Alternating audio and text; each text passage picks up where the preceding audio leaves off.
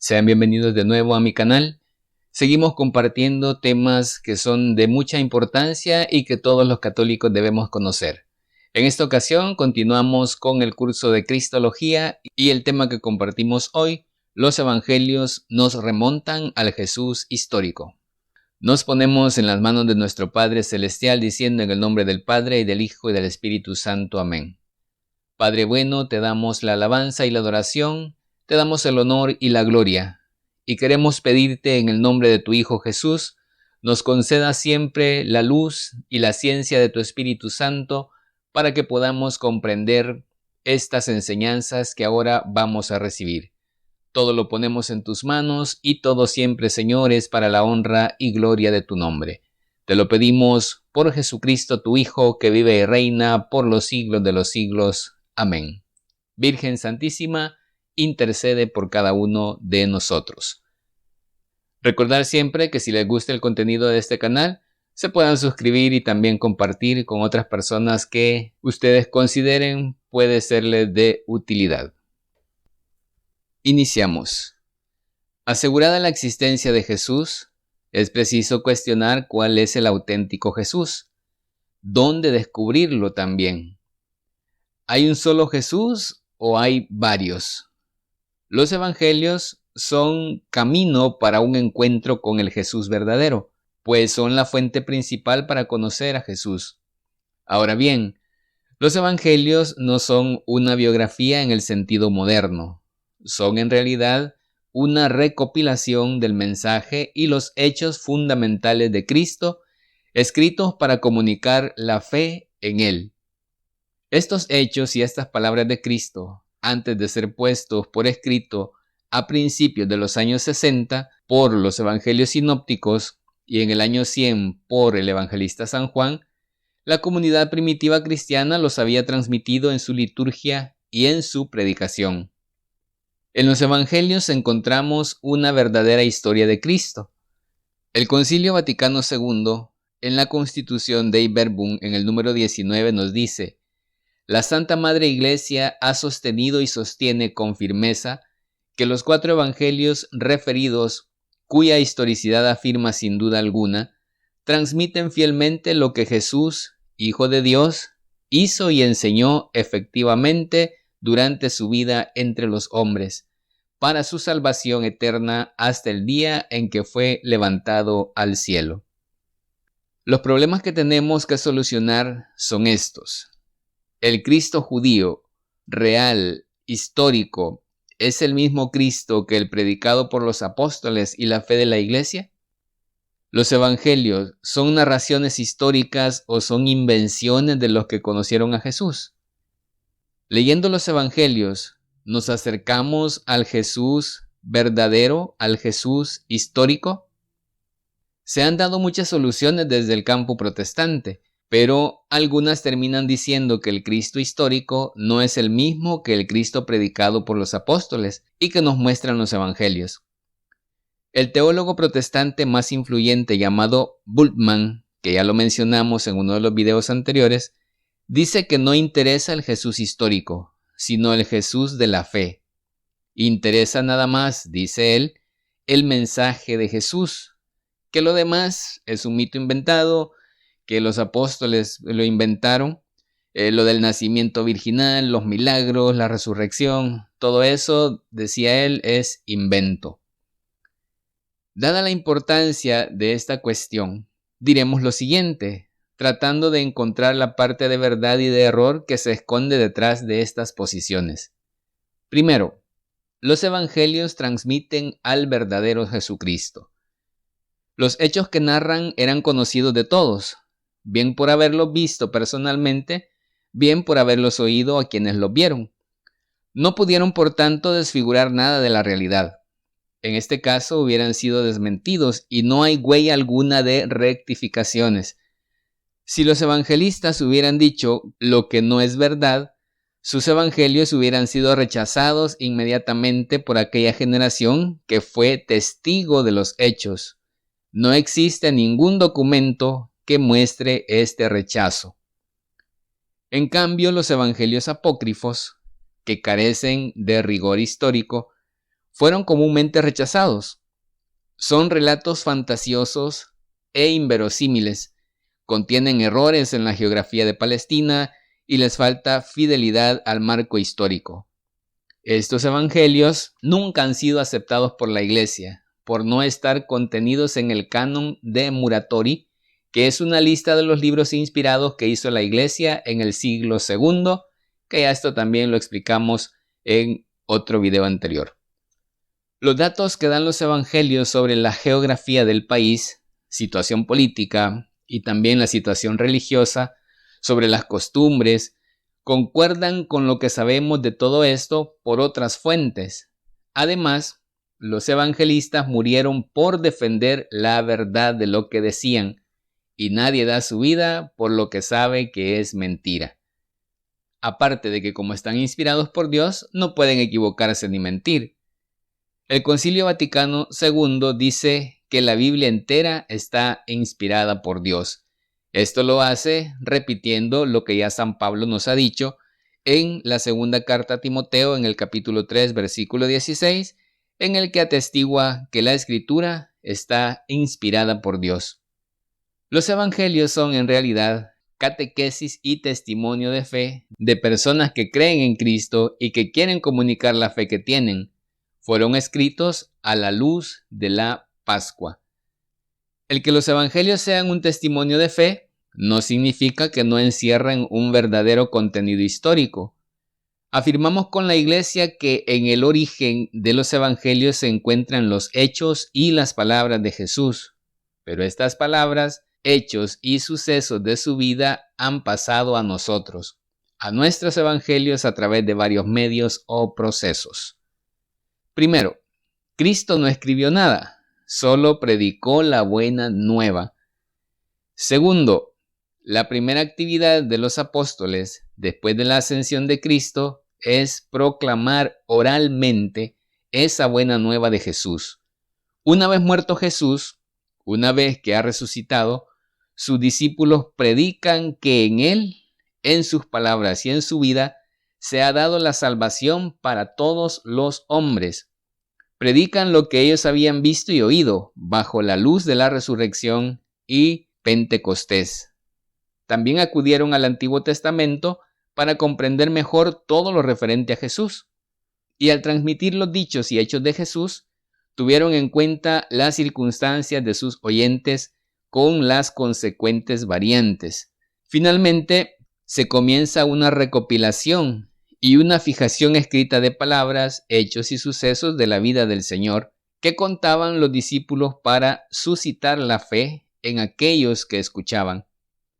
A la colección amplia de las palabras de Jesús se les denomina fuente Q.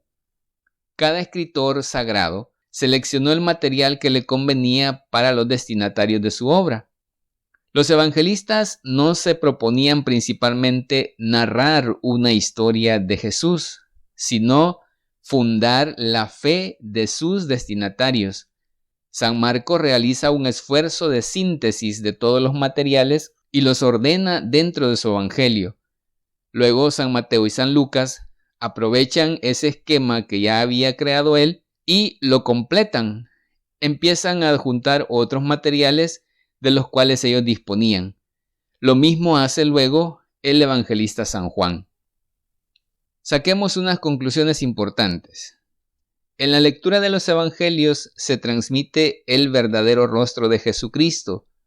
Una lectura meditada, creyente, en unión con Jesucristo y en la caridad fraterna, da un conocimiento profundo y verdadero de Jesús.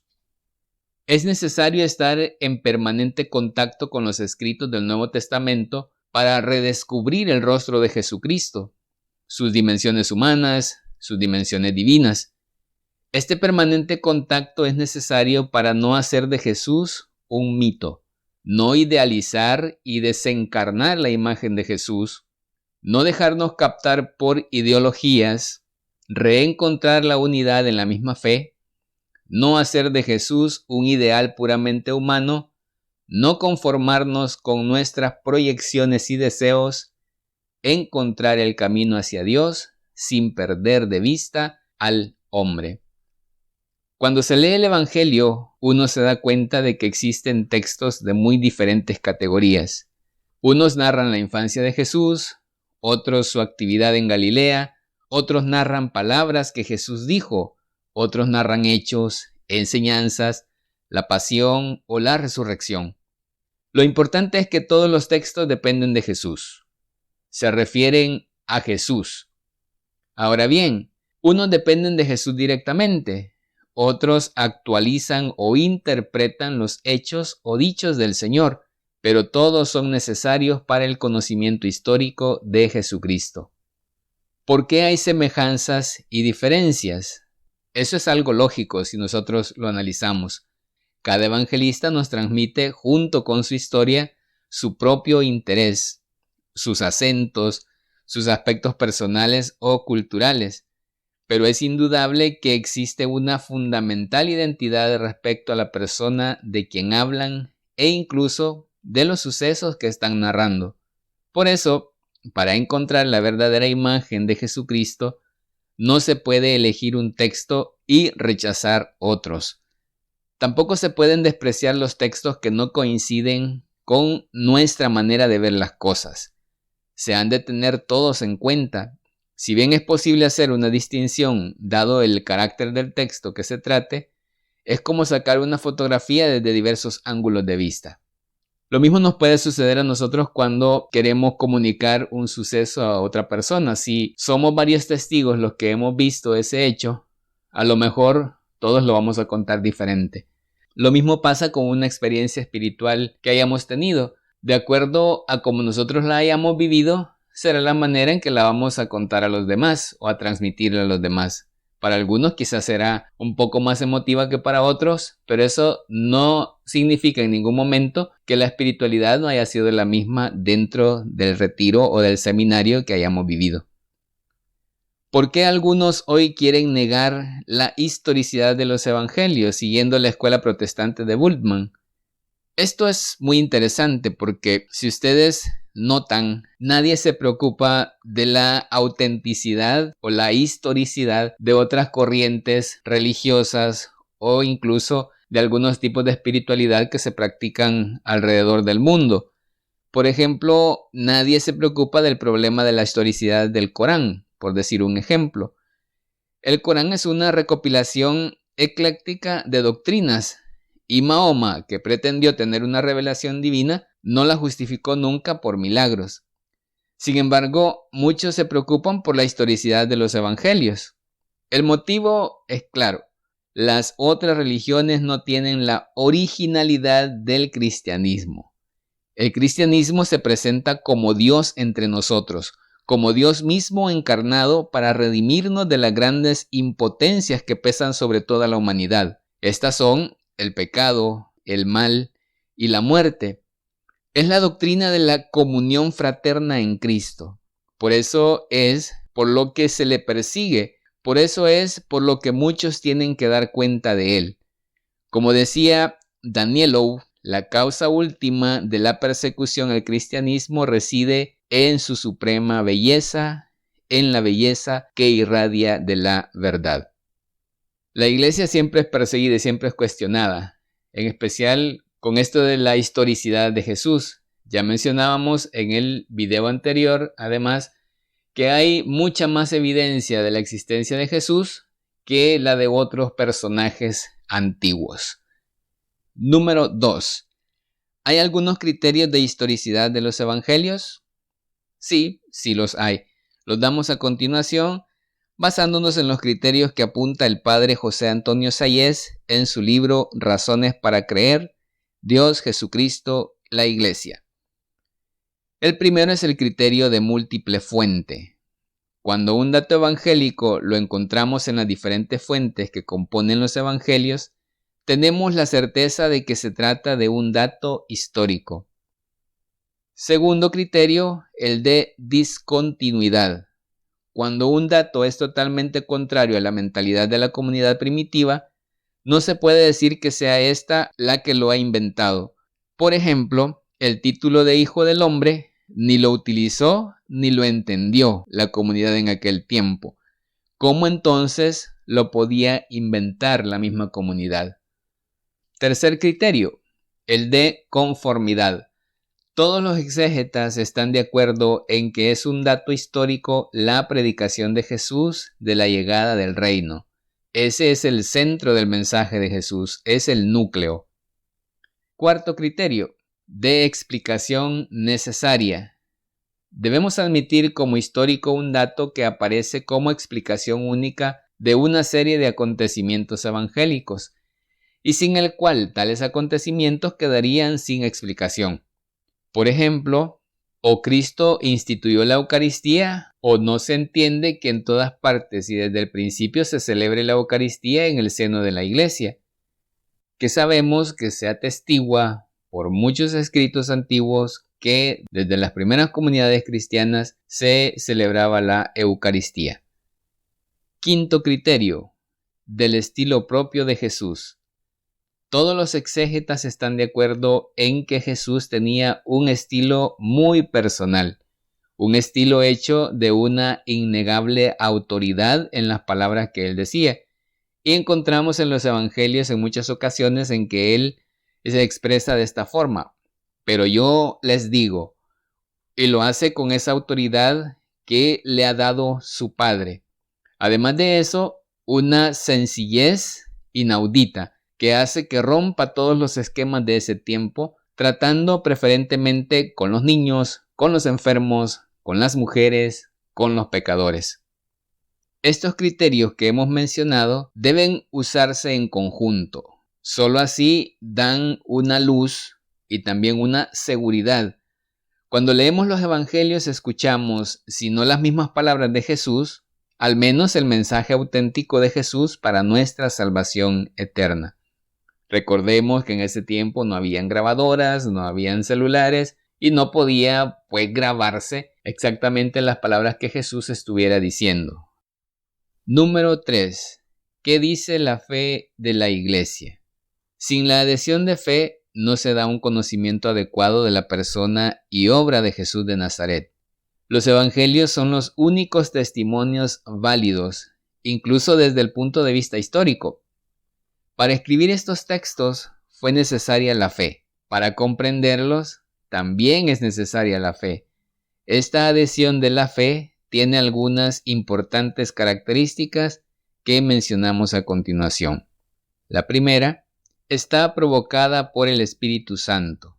Para conocer a Jesús, Dios y hombre, necesitamos la luz del Espíritu Santo, pues este es un misterio.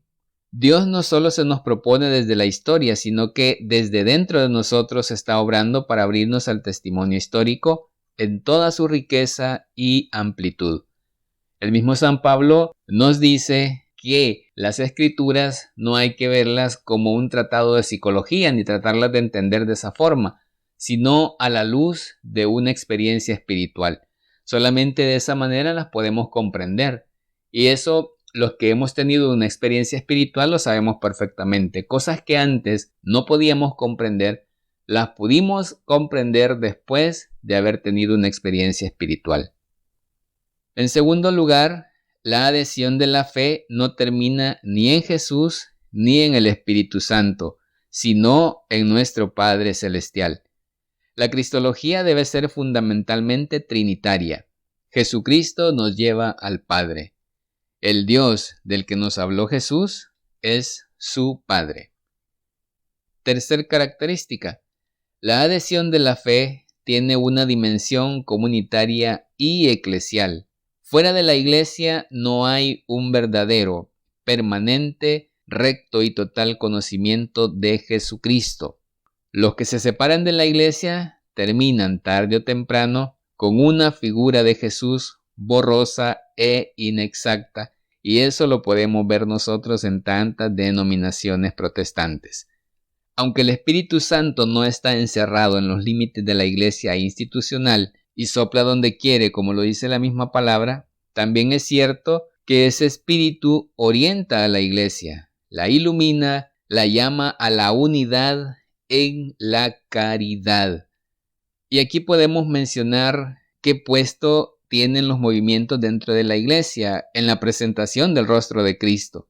Y apuntamos esto: si los movimientos están unidos al Papa y están unidos a los obispos, van a presentar el verdadero rostro de Cristo. Si no, harán nacer tensiones y dificultades y pueden terminar en la disolución. Concluyo este tema diciendo lo siguiente: los evangelios son un don de Dios al mundo. Son un regalo que solo pide manos generosas que lo reciban y lo abran, un corazón creyente que lo acoja, una boca sincera que lo transmita y pies ágiles que lo lleven por doquier para que todos puedan conocer, admirar y compartir el amor y la belleza de Jesucristo, el Hijo de Dios vivo. Pidámosle a nuestro Padre Celestial que Él nos ayude con la fuerza de su Espíritu Santo para poder encontrar a Jesús dentro de las Escrituras y que al haberle encontrado seamos capaces de proclamarlo a aquellos que aún no escuchan ese mensaje de salvación. Y a nuestra Madre Santísima pidámosle también que interceda por nosotros para que nos consiga del Señor esas gracias que necesitamos. A ella, a nuestra Madre, le vamos a decir: Dios te salve María, llena eres de gracia, el Señor es contigo, bendita eres entre todas las mujeres y bendito el fruto de tu vientre Jesús. Santa María, Madre de Dios, ruega por nosotros pecadores, ahora y en la hora de nuestra muerte. Amén. En el nombre del Padre, y del Hijo, y del Espíritu Santo. Amén. María Auxiliadora, ruega por nosotros.